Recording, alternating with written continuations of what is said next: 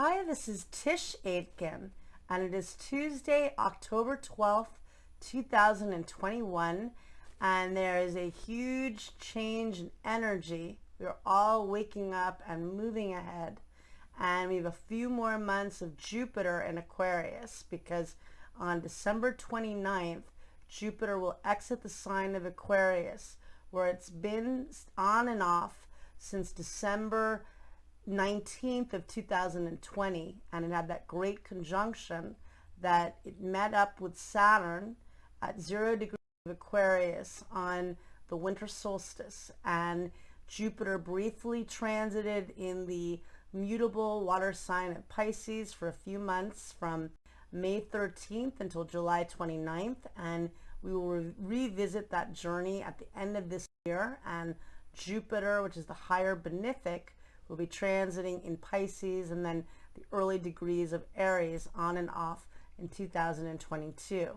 With all of that said, we've had a lot of huge momentum forward. We're still in Mercury retrograde, but on the new moon that occurred at 13 degrees of the cardinal air sign of Libra, Pluto, which is the planet of death and rebirth and the planet of power and transformation, stationed direct at 24 degrees and 19 minutes of the cardinal earth sign of Pluto of Capricorn, might as well be Pluto, it is Pluto, and we felt that energy 5 days before and 5 days after, and I heard of major endings and moves and change last week and certainly this week, because as we were in last week, in the middle of the week, we were approaching the Saturn station. Saturn officially stationed direct at 6 degrees and 52 minutes of the fixed air sign of Aquarius on October 10th at 10:17 p.m. Eastern Daylight Time. And we were feeling that pressure at the end of last week, and we're still feeling that. It is good that these planets are stationing direct. When the planets are direct, they're in full capacity. But we feel the change and the emotional intensity of Pluto. We felt that certainly last week. And we can feel the restrictions and pressure of Saturn right now. But Saturn is how we anchor our goals. Last year, Saturn was the star of the zodiac because Saturn and Pluto met up at the world point at 22 degrees of Capricorn. Saturn rules Capricorn in modern astrology, and it rules Aquarius in ancient astrology. So it's technically in its dignity, but it's not as intense and heavy as in Capricorn. It's more about building community, raising consciousness, and about embracing technology and learning new skills and inventing a new age that we're all dealing with and assimilating to. And so we've got Pluto and Saturn direct. This week, right now as I speak, the moon is in Capricorn, setting off the stellium in Libra, squaring Mercury, Mars, and the Sun. And that's intense, can be a bit emotional, but we're getting real with what we need to do. We've been working with all of this heavy energy on and off really since last year when Saturn initially entered Aquarius on March 23rd until July 1st, and then it re-entered Aquarius on December 17th, right before Jupiter. And we are in the age of Aquarius, and Saturn will be here until March 7th of 2023. But it's really about getting clear on what this means, because soon Jupiter will no longer be in Aquarius. And all of us have experienced that this year has been fast, rapid change. People are doing things and starting new lifestyles and businesses that you would never have dreamt of. Perhaps you yourself are in that situation, living in a place you never would have dreamt of 10 years ago, or doing something you never thought you'd be doing. A lot of huge changes, invention and reinvention, but in a very radical way. And at times unpredictable. Aquarius is unpredictable. And we had the final Saturn-Uranus square on December 24th, so it's not all easy. And, you know, right now, let's see, this week, as I'm speaking, the moon's in Capricorn, as I mentioned. On Wednesday, the moon goes void of course with a conjunction to Pluto at 6:53 a.m. Eastern Daylight Time. That pronounces what we really need to get real about. It's like the judgment card in Tarot. What do you need to get clear on? Saturn, which rules Capricorn, just stationed direct. Pluto, which is transiting in Capricorn, stationed direct, asking you to eliminate what's keeping you from structuring your goals and your new vision.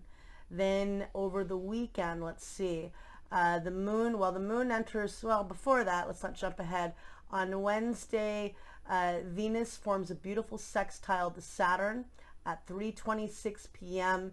Eastern Daylight Time, and that is helpful for committing to work and business and relationships. It's a harmonious flow. The moon enters Aquarius at 4:47 p.m. Eastern Daylight Time. Again, we are in the age of Aquarius, and we only have a couple more months of really beginning that vision. We're still working with it, but it takes a different twist when Jupiter re-enters Pisces at the very end of the year. So really networking, connecting, taking classes in whether it's in social media, whether you're learning to publicize yourself, market yourself, you're looking for a job, networking, whatever that is for you. What do you need to get accomplished? Building new community, you know, whatever it is, get clear on that. Over, let's see, on Friday, the sun makes a beautiful trine to Jupiter at 7:46 a.m. Eastern Daylight Time. That is lovely energy. The moon will still be in Aquarius. It meets up with Jupiter at 8:29 a.m. Eastern Daylight Time, pronouncing the optimism and hope that we have in store in this chaotic time we're in. Then the moon goes void of course at 8:53 a.m. at 8:33 a.m. Eastern Daylight Time, with a trine to the sun in Libra, also hopeful and optimistic. Sun trine Jupiter is awesome, so really good energy that day. And the moon will enter Pisces at 10:22 p.m. Eastern Daylight Time. So the moon will be void, of course, for a long time, but it goes void with a very positive trine to the sun. When the moon and sun are in harmony, that's very good. And having sun trine Jupiter is excellent. Over the weekend on Saturday, Venus forms a helpful trine to Chiron, the wounded healer. And that occurs at 2:49 p.m. Eastern Daylight Time. Venus is now transiting in Sagittarius. It changed signs on October 7th. It's not as intense and Catherine and Heathcliff type of energy as when Venus is in Scorpio, but it's much more lighthearted and bringing light to a time where we're still needing to get a lot done. So Venus trining Chiron brings optimism and healing wounds that each of us is feeling in some way. There's no way that any of us is exempt of that feeling, unfortunately. And then at 9:24 p.m. Eastern Daylight Time, Venus and Mercury are in harmony. Mercury is retrograde in Libra. Venus rules the sign of Libra, and out of all of the signs, Libra is most centered on partnerships, relationships, building harmony within those relationships, and justice. So that's a very nice energy and good for romantic encounters, good for dates, good for business meetings, and good for being creative and doing healing work in an optimistic, you know, not as like heavy, like kind of a lighter way of approaching it and feeling good about it. On October 17th, intensity abounds because the sun squares Pluto at 8:12 a.m. Eastern Daylight Time. That can bring transformation, and that is the goal, but there could be endings, there could be things uncovered, there could be breakups, there could be major beginnings if you're finally eliminating things that are blocking you, but that is an intensity. And then on that very day, Jupiter, which is the luckiest planet, and is the planet of higher wisdom and teaching and promotion, among other things, stations direct at 22 degrees and 20 minutes of the fixed air sign of Aquarius. We feel that build up 5 days before. So I'm starting to feel that now, I suppose, as I'm doing this. And we feel it 5 days after. And Jupiter is how we tap into hope. And again, it's part of this age of Aquarius story. So that's positive. We want Jupiter direct. And then on October 18th, Mercury, which is a personal planet, which represents communication and information and ideas, as well as transportation. Mercury stations direct at 11:17 a.m. Eastern Daylight Time at 10 degrees and 8 minutes of the cardinal air sign of Libra.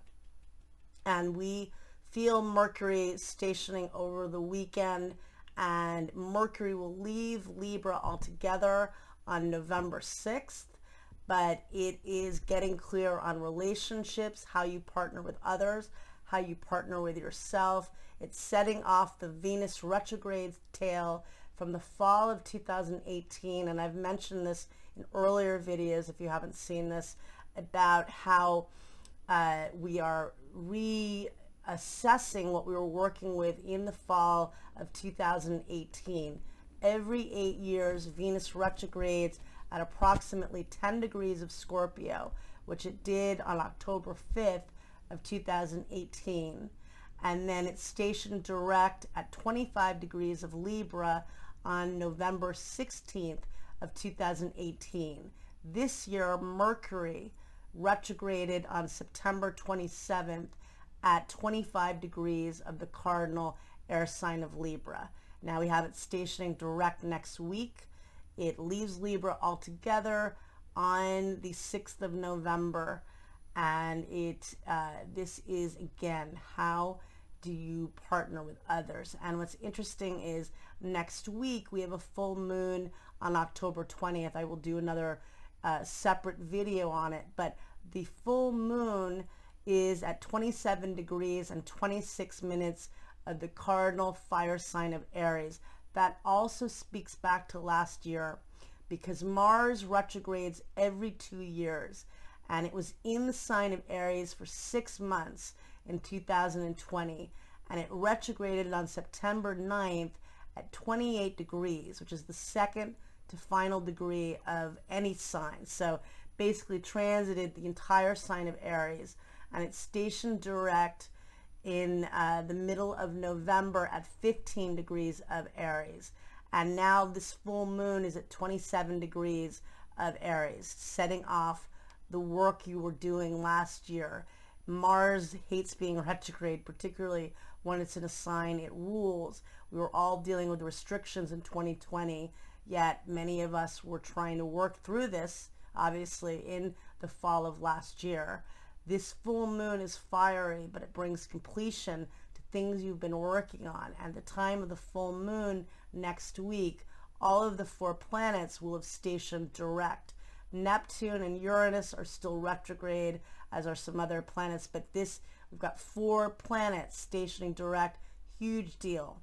And Pluto stationed direct, where it initially got to 24 degrees of Capricorn in June of last year. So many of us are also revisiting the summer when we had 3 eclipses in 2020.